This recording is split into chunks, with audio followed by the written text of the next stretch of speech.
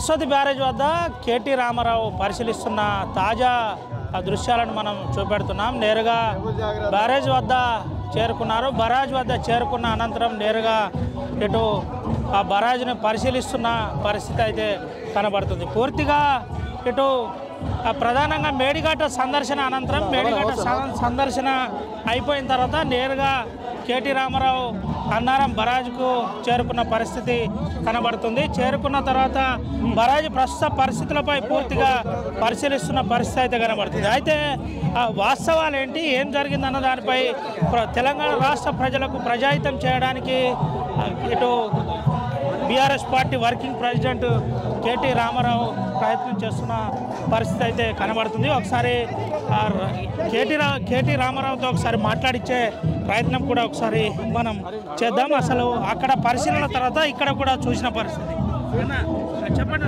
మేడిగడ్డకు చేరుకున్నారు. మేడిగడ్డ సరస్వతి బ్యారేజ్ పరిస్థితి ఈ గ్లోబల్ ప్రచారం జరుగుతుంది. అక్కడ మాట్లాడదాం ముందు ఇది పరిస్థితి. పూర్తిగా ఇప్పుడు దీనిపైనే పవర్ ప్రజెంటేషన్ ఉండే పరిస్థితి ఉంటుంది కాబట్టి దీనికి సంబంధించి మాట్లాడే పూర్తిగా ఎక్స్క్లూజివ్గా ఆర్టీవీతో కూడా మాట్లాడుతానని కేటీ రామారావు చెప్పిన పరిస్థితి. ఇటు మల్లన్న కూడా అన్న చూసిన తర్వాత ప్రాజెక్టు చూసినారు. మేడిగడ్డ ఏం పెద్ద ప్రాబ్లం లేదు, కూడా ఎండబెట్టారు, నీళ్ళు వదులుతలేరు. దాన్ని అంతా ఆపేసి అది రిపేర్ చేయొచ్చు. ఇదివరకాలనే రిపేర్ చేయొచ్చు. దాన్ని ఆపి చేసి నిపుణులతో సహా తీసుకొని తన మంచి ఇంజనీర్లు ఉన్నారు, మంచి కాంట్రాక్టర్లు ఉన్నారు, తప్పకుండా చేయొచ్చు. దాని పెద్ద అసాధ్యం అనే పనే లేదు మన దగ్గర. అక్కడ చూసిన తర్వాత మీరు కాంగ్రెస్ వాళ్ళకి ఏం చెప్పకూడదు? వాళ్ళకు దయచేసి మీ ప్రభుత్వం ఉన్నది, దాన్ని భూతద్దంలో పెట్టి చూడకుండి. మా ప్రభుత్వం మీద, మా కేసీఆర్ ప్రభుత్వం మీద ఏదైనా ఉంటే మమ్మల్ని ఇది చేయండి, కానీ ప్రజలను రైతులను ఇబ్బంది పెట్టకండి. రైతులకు అది రిపేర్ చేసి రైతులకు తొందరగా నీళ్ళు ఇడిచిపెట్టుండ్రి. పార్లమెంట్ ఎన్నికలు ఉన్నాయి. పెద్ద ఇష్యూ కాదు అది.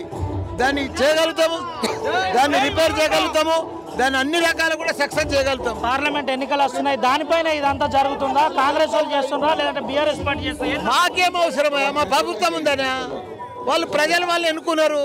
వాళ్ళు తాగునీరు ఇవ్వాలి కదా. వాళ్ళు సాగునీరు ఇవ్వద్దా? సాగునీరు ఇస్తే అయిపోయాయి కదా. రైతులనంతా ఎండబెడుతున్నారు. చెర్లన్నీ పగిలిపోతున్నాయి, అన్ని పగుళ్ళు వస్తున్నాయి, నీళ్లు లేక ఎండిపోతున్నాయి.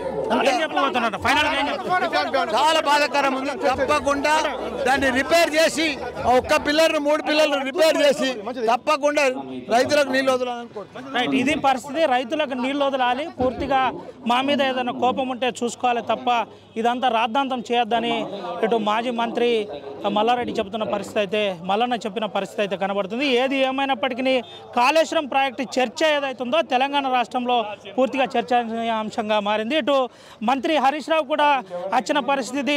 హరీష్ అన్న వచ్చిన తర్వాత అంటే ఈ ప్రాజెక్టుకు సంబంధించి పూర్తిగా ముందు నుండి కూడా ఒక విజన్తో పూర్తిగా పనిచేసి దీనికి పూర్తిగా రెయిన్ పగలు పనిచేసిన అనంతరం నీరు పొలాలలో వదిలేంత వరకు హరీష్ రావు మంత్రిగా ఉండి పనిచేసిన పరిస్థితి అయితే కనబడుతుంది. ప్రాజెక్టును పరిశీలిస్తున్న తాజా దృశ్యాలను ఆర్టీవీ చూపెట్టే ప్రయత్నం చేస్తుంది. అయితే ఎందుకు ఈ కాళేశ్వరం ప్రాజెక్టు అంశం రాష్ట్రంలో చర్చనీయాంశంగా మారింది? నిన్నటి వరకు పారిన కాళేశ్వరం ప్రాజెక్టు ఇటు సరస్వతి బ్యారేజ్ బాగున్నప్పటికీ ఇక్కడ నీళ్ళు ఎందుకు వదలవలసి వచ్చిందన్న దానిపై ఒకసారి మనం హరీష్ అన్నతో కూడా మాట్లాడించే ప్రయత్నం అయితే చేస్తున్నాం. ప్రస్తుతానికి ప్రాజెక్టు దగ్గరే పరిశీలిస్తున్న దృశ్యాలను చూస్తున్నాం. మనం మాట్లాడదాం.